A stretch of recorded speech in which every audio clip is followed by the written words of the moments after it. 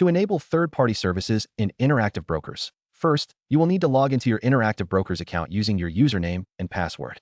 Once you are in your account dashboard, navigate to the Account Management section. This is usually found in the top menu bar, but depending on your interface, it may also be located in a sidebar. After accessing the Account Management area, look for an option related to Settings or Configuration. In this section, you will find options for various account preferences. Search for the subsection that mentions API or third-party services. This is where you will manage the settings that allow external applications to access your trading account. Enable the API access by toggling the appropriate option. You may also be required to set up security features, such as enabling two-factor authentication to further secure your account.